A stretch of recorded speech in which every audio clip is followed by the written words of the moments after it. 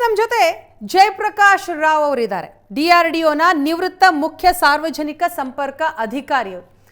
Jayaprakash sir ನಮಸ್ತೆ. ನಮಸ್ಕಾರ. Jayaprakash sir, ನಿನ್ನೆ ಪಾಕಿಸ್ತಾನದ ಪ್ರಮುಖ 8 ವಾಯುನೆಲೆಗಳನ್ನ ಭಾರತ ಹೊಡೆದುರುಳಿಸಿರುವಂತದ್ದು. ಅದರಲ್ಲೂ 4 ವಾಯುನೆಲೆಗಳು ಉಡಿಸಾಗಿರೋದು ನಮ್ಮ ಭಾರತದ ಬ್ರಹ್ಮೋಸ್ನಿಂದಾಗಿ. ಸೊ ಬ್ರಹ್ಮೋಸ್ ಯಾವಾಗ ಪ್ರಯೋಗ ಆಯ್ತೋ ಪಾಕಿಸ್ತಾನ ಕೂಡ ಒದಾಡ್ಬಿಡ್ತು ವಿಲವಿಲ ಅಂತ. ಸೊ ಅದಕ್ಕೆ ಅಮೆರಿಕಾದ ಮಡಿಲ್ಗೆ ಹೋಗಿ ಕೂತ್ಕೊಳ್ತು, ಇಲ್ಲಿ ಸಂಧಾನ ಆಗಬೇಕು ಅನ್ನುವಂಥದ್ದು. ಸೊ ಪ್ಲೀಸ್ ಬ್ರಹ್ಮೋಸ್ನ ಸ್ಪೆಷಾಲಿಟಿ ಬಗ್ಗೆ ಎಕ್ಸ್ಪ್ಲೇನ್ ಮಾಡೋದಾದ್ರೆ.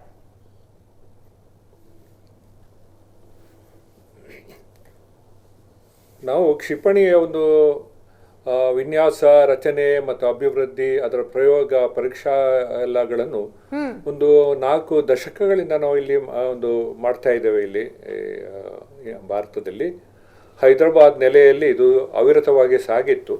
ಈ ಆಕಾಶ್, ನಾಗ್, ಪೃಥ್ವಿ ಎಂಬುವುಗಳೆಲ್ಲ ಸೀಮಿತವಾದ ದೂರ, ಸೀಮಿತವಾದ ಒಂದು ವೇಗವನ್ನೆಲ್ಲ ಹೊಂದ್ಕೊಂಡಿತ್ತು.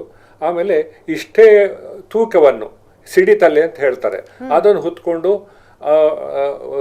ವೈರಿ ತಾಣಕ್ಕೆ ಹೋಗಿ ನಾಶ ಮಾಡುವಂಥ ಒಂದು ಶಕ್ತಿ ಇತ್ತು. ಆದರೆ ಮುಂದಿನ ದಿನಗಳಲ್ಲಿ ಏನಾಯಿತು ಅಂತೇಳಿ, ಎಲ್ಲಿ ನಮ್ಮ ರಾಡರ್ಗಳ ಚಾಣಾಕ್ಷ ಕಣ್ಣುಗಳು ಎಚ್ಚೆತ್ಕೊಂಡವೋ, ಎಲ್ಲಿ ನಮ್ಮ ಕ್ಷಿಪಣಿಗಳನ್ನು ಕೂಡ ಅರ್ಧ ದಾರಿಯಲ್ಲಿ ಹೊಡೆದುರುಳಿಸುವ ಒಂದು ಪ್ರಾರಂಭವಾಯಿತಾ, ಒಂದು ಅಸ್ತ್ರಕ್ಕೆ ಪ್ರತಿ ಅಸ್ತ್ರ ಯಾವಾಗಲೂ ಇರ್ತದೆ. ಹೀಗಾಗಿ 1998ನೇ ಇಸ್ವಿಯಲ್ಲಿ ಪ್ರಥಮವಾಗಿ ನಾವು ರಷ್ಯಾದೊಂದಿಗೆ ಕೈ ಜೋಡಿಸಿ, ಅಂದರೆ ರಷ್ಯಾ ಅನ್ನೋದು ಯಾವಾಗಲೂ ಮಿತ್ರ, ಸತತವಾಗಿ ನಮಗೆ ರಕ್ಷಣಾ ತಂತ್ರಜ್ಞಾನಕ್ಕೆ ಬಹಳ ನೆರವು ಕೊಡ್ತಾ ಇರುವ ಒಂದು ದೊಡ್ಡ ರಾಷ್ಟ್ರ ಹೇಳಿದರೆ ರಷ್ಯಾ. ನಮ್ಮನ್ನು ಯಾವತ್ತೂ ಕೈ ಬಿಟ್ಟಿಲ್ಲ. ನಮ್ಮನ್ನೇನು ಇವತ್ತು ಸುಖ ಎಂಕೆ ಎಲ್ಲ ಇದೆ ಅದೆಲ್ಲ ರಷ್ಯಾದವರು ಸ್ನೇಹದಿಂದ ನಮಗೆ ಕೊಡ ಮಾಡಿದ್ದು. ಅಂದರೆ ನಾವು ಅದಕ್ಕೆ ಮೌಲ್ಯವನ್ನು ತೆತ್ತಿದ್ದೇವೆ.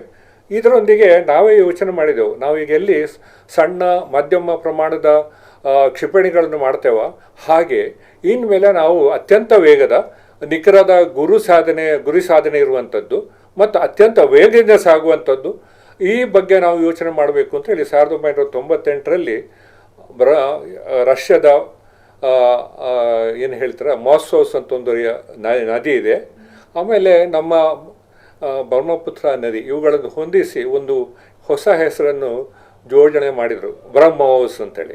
ಇದನ್ನು ಉದ್ದೇಶಪೂರ್ವಕವಾಗಿ ರಕ್ಷಣಾ ಇಲಾಖೆಯಲ್ಲಿ ಒಂದು ಏನು ಅಟಾನಮಸ್ ಅಂತ ಹೇಳಿ ಮಾಡಿ ಅದಕ್ಕೆ ಸ್ವತಂತ್ರ ಒಂದು ಸ್ಥಾನವನ್ನು ಕೊಟ್ಟು, ಯಾಕೆ ಹೇಳಿದ್ರೆ ಇಲ್ಲದೆ ನಮಗೆ ಬೇಕಾದ ಕೆಲಸಗಳನ್ನು ಮಾಡಲಿಕ್ಕೆ ಆರ್ಥಿಕ ತೊಂದರೆ ಆಗ್ತದೆ. ಇದೊಂಥರ ಕಂಪೆನಿ ಅಂತ ಮಾಡಿ ಅದನ್ನು ಸತತವಾಗಿ ವಿನ್ಯಾಸ, ರಚನೆ, ಅಭಿವೃದ್ಧಿ, ಪ್ರಯೋಗಗಳನ್ನು ಮಾಡಲಿಕ್ಕೆ ಒಂದು ಅವಕಾಶವನ್ನು 1998ರಲ್ಲಿ ಮಾಡಿಕೊಟ್ಟ ಮೇಲೆ ನಾವು ಅವಿರತವಾಗಿ ರಾಷ್ಟ್ರದೊಂದಿಗೆ ಕೈ ಜೋಡಿಸಿ 3 ವಿಭಾಗದ ಬ್ರಹ್ಮೋಸ್ ಕ್ಷಿಪಣಿಗಳನ್ನು ನಾವು ಪ್ರಯೋಗ ಮಾಡ್ತಾ ಇದ್ದೆವು. ಒಂದು ಭೂಮಿಯಿಂದ ಆಕಾಶಕ್ಕೆ, ಆಕಾಶದಿಂದ ಆಕಾಶಕ್ಕೆ, ಆಕಾಶದಿಂದ ಸಮುದ್ರಕ್ಕೆ, ಸಮುದ್ರದಿಂದ ಆಕಾಶ, ಹೀಗೆ ವಿವಿಧ ಮಜಲುಗಳಲ್ಲಿ ಎಷ್ಟು ದೂರದಲ್ಲಿ ಹೋಗಬೇಕು, ಯಾವ ವೇಗದಲ್ಲಿ ಸಾಗಬೇಕು, ಎಷ್ಟು ಹೇಳಿದರೆ ಅದು ಚಿಮ್ಮವಾಗಲೇ ಅತ್ಯಂತ ವೇಗದಲ್ಲಿ ಹೋಗ್ತದೆ. ಮತ್ತು ಕ್ರೂಸ್ ಮಿಸೈಲ್ ಅಥವಾ ಇಂಟರ್ ಕಾಂಟಿನೆಂಟಲ್ ಬ್ಯಾಲಿಸ್ಟಿಕ್ ಮಿಸೈಲ್ ಅಂತ ಏನು ಇಂಗ್ಲೀಷಲ್ಲಿ ಹೇಳ್ತೇವೆ, ಇದು ಖಂಡಾಂತರ ಕ್ಷಿಪಣಿ ಅಂತ ಹೇಳಿದ್ರೆ ಇದು ತನ್ನ ಉಡಾವಣೆ ಆದ ಬಳಿಕ ಇದು ಉಪಗ್ರಹದ ರೀತಿಯಲ್ಲಿ ಬಹಳ ಎತ್ತರಕ್ಕೆ ಅತ್ಯಂತ ವೇಗದಲ್ಲಿ, ಶಬ್ದಾತೀತ ಅಂತ ಒಂದು ವೇಗದ ಕಲ್ಪನೆ 100-200 ಕಿಲೋಮೀಟರ್ ಇದ್ದರೆ, ಶಬ್ದ ಅತ್ಯಂತ ವೇಗದಲ್ಲಿ ಹೋಗುವ ಒಂದು ಏನು ಹೇಳಿ ಒಂದು ವಿಚಾರ. ಹೀಗಾಗಿ ಶಬ್ದಾತೀತವಾಗಿ ಒಂದು ನಮ್ಮ ಕ್ಷಿಪಣಿಯನ್ನು ಸಾಗುವಂಥ ಒಂದು ಪ್ರಯತ್ನವನ್ನು ಮಾಡಿದಾಗ ಅದು ಒಂದು ಖಂಡಕ್ಕೆ ಮೇಲೆ ಹೋಗಿದ ಬಳಿಕ ಅದು ಉಪಗ್ರಹದಂತೆ ಏನು ಹೇಳ್ತೀರಿ ಹೊರಿಜಾಂಟಲ್ ಆಗಿ, ಅಂದರೆ ಮೇಲೆಲ್ಲ ಸಮಾನಾಂತರ, ಭೂಮಿಗೆ ಸಮಾನಾಂತರವಾಗಿ ಯಾವುದೇ ರಾಡರ್ಗಳು ಅಥವಾ ವಿಮಾನಗಳಿಗೆ ಅಲ್ಲಿಯ ಕ್ಷಿಪಣಿಗಳಿಗೆ ಸಿಗದ ರೀತಿಯಲ್ಲಿ ಖಂಡಾಂತರ ಪ್ರವೇಶ ಮಾಡಿ, ಇದಕ್ಕೆ ಈ ವಿಚಾರಗಳಿಗೂ ನಮಗೆ ಉಪಗ್ರಹದ ನೆರವು ಸಿಗ್ತದೆ. ಹಾಗೆ ಗುರಿ ಸಾಧನೆಯಲ್ಲಿ ಕೂಡ ನಮಗೆ ಅದೆಲ್ಲ ನೆರವು ಬಂದು ಆ ಪ್ರದೇಶ ಬಂದ ಕೂಡಲೇ ಅಲ್ಲಿಂದ ಅದು ನೇರವಾಗಿ ಗುರಿಯತ್ತ ಶಬ್ದಾತೀತವಾಗಿ ಚಿಮ್ಮಿ ಯಾವುದೇ ಒಂದು ರಾಡರ್ಗಳಿಗೆ ಅಥವಾ ಅಸ್ತ್ರಗಳಿಗೆ ಬಂದು ಇದನ್ನು ಅಟ್ಯಾಕ್ ಮಾಡಲಿಕ್ಕೆ, ದಾಳಿ ಮಾಡಲಿಕ್ಕೆ ಶಕ್ಯ ಇಲ್ಲದಂತೆ, ಚಾನ್ಸೇ ಇಲ್ಲದಾಗಿ ಅದು ಹೋಗಿ ನಾಶ ಪಡ್ತದೆ. ಅಂತ ಹೇಳಿದ್ರೆ 27 ವರ್ಷಗಳಿಂದ ಸತತವಾಗಿ ಬ್ರಹ್ಮೋಸನ್ನು ನಾವು ಸ್ವದೇಶಿಯಾಗಿ ಇಲ್ಲೇ ಮಾಡಿ ಅಭಿವೃದ್ಧಿ ಮಾಡಿ ಹೊಸ ಬೇರೆ ಶಸ್ತ್ರಾಸ್ತ್ರಗಳ ಆವಿಷ್ಕಾರ ಆದ ಹಾಗೆ ಅದನ್ನು ನಮ್ಮ ವಿಮಾನಗಳಿಗೆ ಹೊಂದಿಸುವುದು ಹೇಗೆ ಎಂಬ ಒಂದು ತಂತ್ರಜ್ಞಾನ ಕೂಡ ನಾವು ಬೆಳೆಸ್ತಾ ಹೋದೆವು. ಅಂತ ಹೇಳಿದ್ರೆ ಇವುಗಳನ್ನು ವಿಮಾನಗಳಿಗೆ ಜೋಡಿಸಬೇಕು, ಅಥವಾ ನಮ್ಮ ನೌಕಾಪಡೆಯಲ್ಲಿ ನಮ್ಮ ನೌಕೆಗಳಿರುವಂತಹ ಒಂದು ಏನು ಮಜಲುಗಳಿವೆ ಅಲ್ಲ ಅದರಲ್ಲಿ ಇಟ್ಟು ಹೊಡೆಯುವಂಥದ್ದು, ಏನು ಕೆಳಗಿರುವಂತಹ ನಮ್ಮ ಸೇನಾ ವಾಹನಗಳಿಗೆ ಅದನ್ನು ಹೊಂದಿಸಿಕೊಳ್ಳುವಂಥದ್ದು, ಇದನ್ನೆಲ್ಲ ನಾವು 3 ವಿಭಾಗದಲ್ಲಿ ಬೇರೆ ಬೇರೆಯಾಗಿ ಪ್ರಯತ್ನಗಳನ್ನು ಮಾಡಿ, ಅಂದರೆ ಸಶಸ್ತ್ರ ಪಡೆಯವರು ನಮ್ಮೊಟ್ಟಿಗೆ ಕೂರಿಸಿಕೊಂಡು ಇಂಥ ಪ್ರಯೋಗಗಳನ್ನು ಕರಾರುವಕ್ಕ ಮಾಡ್ತಾ ಹೋದೆವು. ಒಂದು ಕಡೆ ಹೊಸ ತಂತ್ರಜ್ಞಾನವನ್ನು ಮೇಳೈಸಿಕೊಳ್ಳುವುದು, ಇನ್ನೊಂದು ಕಡೆಗೆ ಪರೀಕ್ಷಾರ್ಥ ಹೊಸ ಗುರಿಗಳನ್ನು ಇಟ್ಕೊಳ್ಳೋದು, ಪಾರಾಮೀಟರ್ಸ್ ಇಂಗ್ಲಿಷಲ್ಲಿ ಹೇಳ್ತಾರೆ, ಅಂದರೆ ವೇಗ, ಹೋಗೋ ದಾರಿ, ಗುರಿ ಸಾಧನೆ, ಇವುಗಳನ್ನೆಲ್ಲ ವಿವಿಧ ಮಜಲುಗಳನ್ನು ನಾವು ಇಟ್ಟುಕೊಂಡು ಹೋಗಿ ನಿಖರತೆ ಇದನ್ನೆಲ್ಲ ನಾವು ಮೈಗೂಡಿಸಿಕೊಂಡು ಹೋಗುವುದಲ್ಲದೆ ಬೇರೆ ಬೇರೆ ನಮ್ಮ ವಾಯು ಏನು ಹೇಳ್ತಾರೆ ನಮ್ಮ ವಿಮಾನಗಳಲ್ಲಿ ಅದನ್ನು ಅಳವಡಿಸಿಡುವುದು, ಪ್ರಯೋಗ ಮಾಡುವುದು, ಇದನ್ನೆಲ್ಲ ನಾವು 27 ವರ್ಷಗಳಿಂದ ಸತತವಾಗಿ ನಮ್ಮವರೇ, ನಮ್ಮ ತಂತ್ರಜ್ಞಾನ, ನಮ್ಮ ವಿಜ್ಞಾನಿಗಳು, ನಮ್ಮ ಸಶಸ್ತ್ರ ಪಡೆಯವರು ಮಾಡೋ ಕಾರಣ ಇವತ್ತು ಬ್ರಹ್ಮೋಸ್ ಎಂಬುದು ಜಾಗತಿಕ ಮಟ್ಟದ ಅತ್ಯಂತ ನಿಖರವಾದ ಕಣ್ಣಾಂತರ ಅತ್ಯಂತ ವೇಗದ ಶಬ್ದಾತೀತ ಕ್ಷಿಪಣಿ ಆಗಿರುತ್ತದೆ. ಹೀಗಾಗಿ ಬ್ರಹ್ಮೋಸ್ ಅನ್ನುವಂಥದ್ದು ಇದ್ರ ಜೊತೆಗೆ ಜಯಪ್ರಕಾಶ್ ಸರ್ ತಾವು ಹೇಳ್ತಾ ಇದ್ರಿ ಬ್ರಹ್ಮೋಸ್ನ ಸ್ಪೆಷಾಲಿಟಿಯ ಬಗ್ಗೆ. ಸತತ 27 ವರ್ಷಗಳ ಪ್ರಯೋಗದ ಪರಿಣಾಮವಾಗಿ ಇವತ್ತು ಬ್ರಹ್ಮೋಸ್ ಹೇಗಿದೆ, ಅದರ ಬಲ ಏನು ಅನ್ನುವಂಥದ್ದು ಜಾಗತಿಕವಾಗಿ ಅನಾವರಣ ಆಗಿದೆ.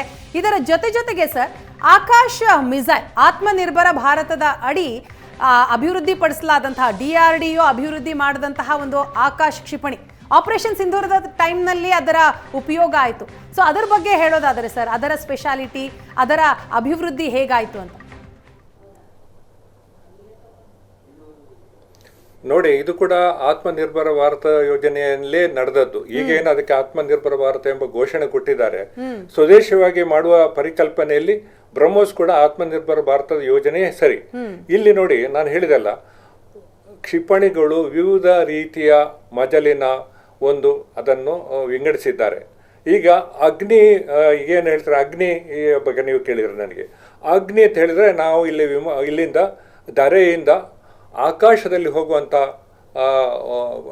ಏನು ವಾಹಕಗಳು, ಅದು ಈಗ ಡ್ರೋನ್ಗಳು ಬಂದಿದೆ, ಹಿಂದೆ ವಿಮಾನ ಫೈಟರ್ ಜೆಟ್ಗಳು ಮಾತ್ರ ಇತ್ತು. ಇದನ್ನು ರಾಡರ್ನಲ್ಲಿ ಮೊದಲೇ ಪರಿಗಣಿಸಿ ಎಲ್ಲಿಂದ ಬರ್ತಾ ಇದೆ ಅಂತ ನೋಡಿ ಇಲ್ಲಿಂದ ಅದನ್ನು ಉಡಾಯಿಸಲಿಕ್ಕೆ ಬಳಸುವಂಥ ಒಂದು ಪ್ರಥಮ ಹಂತದ ನಮ್ಮ ಕ್ಷಿಪಣಿ ಆಗಿತ್ತು. ಅದು ಅಗ್ನಿ, ಅದು ಹೆಸರೇ ಅಗ್ನಿಯಾಸ್ತ್ರ ಅಂತ ಹೇಳ್ತೇವಲ್ಲ ನಮ್ಮ ಶಾಸ್ತ್ರದಲ್ಲಿ, ಹಾಗೆ. ಇನ್ನು ಮೇಲಿನಿಂದ ವಿಮಾನದಲ್ಲಿ ಫೈಟರ್ ನಮ್ಮ ಜೆಟ್ಗಳು, ಯುದ್ಧ ವಿಮಾನಗಳಿಂದ ನಮ್ಮ ಪೃಥ್ವಿ ಭೂಮಿಯ ಮೇಲೆ ಆಕ್ರಮಣ ಮಾಡಬೇಕು, ಯಂತ್ರ ಸ್ಥಾವರಗಳಿಗೆ, ವೈರಿಯ ನೆಲೆಗಳಿಗೆ ಮಾಡಬೇಕಾದ್ರೆ ಅಲ್ಲಿಂದ ಪೃಥ್ವಿ ನೆಲಕ್ಕೆ ಹೊಡಿತಿದ್ರು. ಇನ್ನು ನಮ್ಮ ನೌಕೆಯಲ್ಲಿರುವಂತಹ ಮಜಲುಗಳು, ಅಂದರೆ ಪ್ಲಾಟ್ಫಾರ್ಮ್ ಇದೆ, ಅಲ್ಲಿಂದ 3 ಕಡೆ ಕೂಡ ಅದನ್ನು ಕಳಿಸುವಂಥದ್ದು ನಾಗ್ ಅಂತೇಳಿ ಆಯಿತು. ಇದು ವಿವಿಧ ಸಂದರ್ಭಗಳಿಗೆ, ವಿವಿಧ ಮಜಲುಗಳಿಗೆ, ಅವಶ್ಯಕತೆಗಳಿಗೆ ಮಾಡ್ತಾ ಹೋದರು. ಇದೆಲ್ಲ ಆತ್ಮನಿರ್ಭರ ಭಾರತ ಯೋಜನೆ.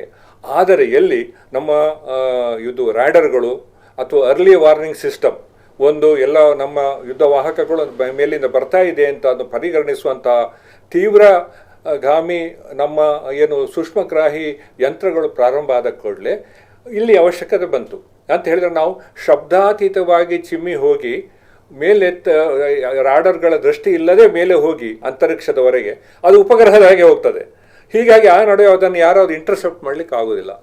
ನಾವು ಉಪಗ್ರಹ ನಿರ್ದೇಶನ, ಗೈಡೆಡ್ ಮಿಸೈಲ್ ಮಾರ್ಗದರ್ಶನ ಕೊಡ್ತಾರೆ ಕಮಾಂಡ್ ಏರಿಯಾದಲ್ಲಿ. ಅಂದರೆ ಎತ್ತರವಾಮುಖವಾಗಿ ಹೋದದ್ದು, ಆಮೇಲೆ ಸಮಾನಾಂತರವಾದ ಒಂದು ಪ್ರಯಾಣವನ್ನು ಒಂದು ಖಂಡದ ಇನ್ನೊಂದು ಖಂಡಕ್ಕೆ ಸಾಗ್ತದೆ. ಅಲ್ಲಿ ಅದು ಬಹಳ ಎತ್ತರದಿಂದ ಹೋಗೋ ಕಾರಣ ಅಲ್ಲಿ ಯಾವುದೇ ಪ್ರತ್ಯಾಸ್ತ್ರಗಳಾಗಲಿ ಪ್ರತಿರೋಧಕ ಕ್ಷಿಪಣಿಗಳು ವೈರಿದ್ದಲ್ಲಿ ಮುಟ್ಲಿಕ್ಕೆ ಆಗೋದಿಲ್ಲ. ನಾವು ಅಲ್ಲಿ ನಮ್ಮ GPS ಅಥವಾ ಏನು ಭೂಮಿಯ ನೆಲೆಯನ್ನು ಗ್ರಹಿಸುವಂತಹ ಈಗ GPS ನಮ್ಮಲ್ಲಿ ಏನು ತಂತ್ರಜ್ಞಾನ ಇದೆ, ಅದನ್ನು ನಮ್ಮ ಈ ಉಪಗ್ರಹಗಳ ನೆರವಿನಿಂದ ಅಲ್ಲಿಂದ ಅದು ಕೆಳ ಅಭಿಮುಖವಾಗಿಯೋ ಅಥವಾ ನೇರವಾಗಿ ಗುರಿ ಸಾಧನೆಗೆ ಅಲ್ಲಿ ಬಂದು ನಾಶ ಪಡ್ತದೆ. ಹೀಗಾಗಿ ಹತ್ತಿರದ ಏನು ನಮ್ಮ ತಾಣಗಳು ಗುರಿಗಳಿಗೆಲ್ಲ ನಾವು ಬ್ರಹ್ಮೋಸ್ ಇಡಬೇಕಂತ ಇಲ್ಲ. ಎಲ್ಲಿ ನಮಗೆ ಅದರ ಅಗತ್ಯ ಇದೆ, ಎಲ್ಲಿ ನಮ್ಮನ್ನು ತೀವ್ರವಾಗಿ ಅವರು ಕಾಡ್ತಾ ಇದ್ದಾರೆ, ಅವರಿಗೆ ನಮ್ಮ ಕ್ಷಿಪಣಿಗಳು ಹೊಡಿಲಿಕ್ಕೆ ಅವಕಾಶವೇ ಕೊಡಬಾರದು. ಹಾಗೆ ಇರುವಾಗ ಇಂಥ ಕ್ಷಿಪಣಿಗಳು ಬಹಳ ಕರಾರುವಕ್ಕಾಗಿ, ನೀವು ಹೇಳ್ತಾರೆ ಬ್ರಹ್ಮಾಸ್ತ್ರ ಅಂತ ಹೇಳಿ ನಾವು ನಮ್ಮ ಪುರಾಣಗಳಲ್ಲಿ ಕೇಳಿದ್ದೇವೆ. ಆ ದೃಷ್ಟಿಯಲ್ಲಿ ಅದಕ್ಕೆ ಹೆಸರು ಬ್ರಹ್ಮಾಸ್ತ್ರ ಅಂತ ಇಟ್ಟಿದ್ದೇವೆ. ಹೀಗಾಗಿ ಅದರ ಸಿಡಿತಲೆಗಳು ಅಣ್ವಸ್ತ್ರಗಳನ್ನು ಕೂಡ ಇಡುವ ಕಾಲ ಬರ್ಬೋದು. ಅದಕ್ಕೆ ನಾವು ಹೆಚ್ಚು ಆ ಬಗ್ಗೆ ನಾವು ಮಾತಾಡಬಾರ್ದು. ಆದರೆ ನಾವು ಎಷ್ಟು ಇದರಲ್ಲಿ ಸ್ವಂತಿಕೆ, ನಿರ್ಮಾಣ, ಅದರ ಒಂದು ರಚನೆ, ಅಭಿವೃದ್ಧಿ, ಉಡ್ಡಯನ, ತರಬೇತಿಗಳು ಇಷ್ಟು ನಡೆದಿ ಅಂತ ಹೇಳಿದರೆ ನಾವು ಸ್ವತಂತ್ರವಾಗಿ ಅದಕ್ಕೆ ಮಾಡ್ತಾ ಇದ್ದೇವೆ. 2022ರಲ್ಲಿ ನಾವು ಅಭಿವೃದ್ಧಿ ಪಡೆಯುವಂಥ ರಾಷ್ಟ್ರ ಅಂತ ಫಿಲಿಪೈನ್ಸಿಗೆ ನಾವು ರಫ್ತು ಮಾಡಲಿಕ್ಕೆ ಕರಾರು ಮಾಡಿಕೊಟ್ಟಿದ್ದೇವೆ. ಅಂದರೆ ನಮ್ಮ ಉದ್ದೇಶ, ನಾವು ಶಾಂತಿ ಪ್ರಿಯರು. ಸಣ್ಣ ಸಣ್ಣ ಬಡ ರಾಷ್ಟ್ರಗಳಿಗೆ ಅತ್ಯಂತ ದೊಡ್ಡ ಮೌಲ್ಯ ಕೊಟ್ಟು ಈ ಕ್ಷಿಪಣಿಗಳನ್ನು ತೆಗೆದುಕೊಳ್ಳುವಂಥ ಒಂದು ಚೈತನ್ಯ ಇರುವುದಿಲ್ಲ. ಹೀಗಾಗಿ ಈ ಆತ್ಮನಿರ್ಭರ್ ಭಾರತ ಯೋಜನೆ ಅದು ಎಷ್ಟು ಆಗಿದೆ ಅಂತ ಹೇಳಿದರೆ ನಾವು ನೆರೆಯ ಶಾಂತಿಪ್ರಿಯ ರಾಷ್ಟ್ರಗಳಿಗೆ, ಚಿಕ್ಕ ಪುಟ್ಟ ರಾಷ್ಟ್ರಗಳಿಗೆ ಕೂಡ ಕೊಡಲಿಕ್ಕೆ ಸಿದ್ಧರಿದ್ದೇವೆ. ಅದೇ ರೀತಿ ನಮ್ಮ ತೇಜಸ್ ಕೂಡ ಹಾಗೆ ನಮಗೆ ಬಹಳ ಬೇಡಿಕೆ ಬಂದಿದೆ. ಆದರೆ ಪ್ರಥಮವಾಗಿ ನಮ್ಮ ಅವಶ್ಯಕತೆಗಳನ್ನು ನಾವು ಪೂರೈಸಿಕೊಳ್ಬೇಕು. ಹೀಗಾಗಿ ಬ್ರಹ್ಮೋಸ್ ಅಂತ ಹೇಳಿದ್ರೆ ಈ ಕ್ಷಿಪಣಿಗಳಲ್ಲಿ ಒಂದು ಅಂತಿಮ ಅದಕ್ಕೆ ಇನ್ನು ಮತ್ತೆ ಅದೇನಿಲ್ಲ. ಯಾಕೆ ಹೇಳಿದ್ರೆ ಎಲ್ಲಿ ಶಬ್ದಾತೀತವಾದ ಒಂದು ವೇಗ, ಎಲ್ಲಿ ಉಪಗ್ರಹಕ್ಕೆ ಕ್ರೂಯಿಸ್ ಹೋಗ್ತದಲ್ಲ, ಕ್ರಮಣ ಖಂಡಾಂತರವಾಗಿ ಹೋಗುವಂಥದ್ದು, ಒಂದು ಭೂಖಂಡದಿಂದ ಮತ್ತೊಂದು ಭೂಖಂಡಕ್ಕೆ ಬಹಳ ಎತ್ತರಕ್ಕೆ ಹೋಗಿ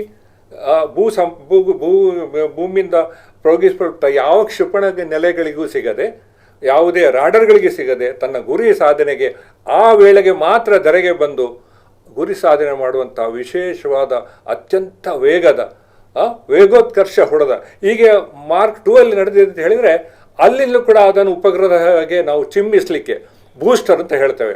ಪುನಃ ಅದರಲ್ಲಿ ಸಿಡಿತಲೆಗಳನ್ನು ಇಟ್ಟು ಮತ್ತೆ ಅಲ್ಲಿಂದ ನಾವು ಅದರ ಪ್ರಯಾಣವನ್ನು ಮುಂದುವರಿಸುವಂಥ ಕೆಲಸವನ್ನು ಮಾಡಲಿಕ್ಕೆ ಸಾಧ್ಯ ಉಂಟು. ಅಂತ ಹೇಳಿದ್ರೆ ಈ ಉಪಗ್ರಹಗಳಿಗೆ ಮತ್ತು ಕ್ಷಿಪಣಿಗಳು ಒಂದು ಅಣ್ಣ ತಮ್ಮಿಂದ ಹಾಗೆ.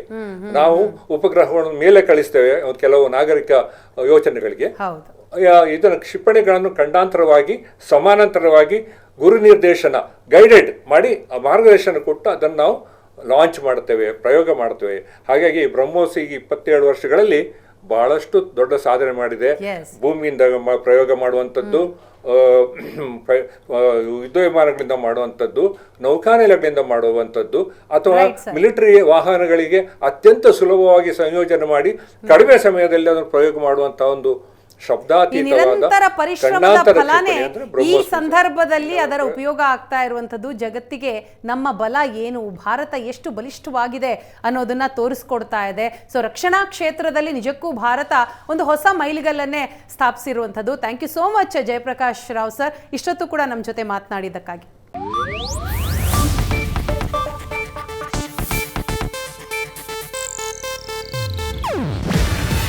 ಇದು ಏಷ್ಯಾನೆಟ್ ನ್ಯೂಸ್ ನೆಟ್ವರ್ಕ್ ಪ್ರಸ್ತುತಿ.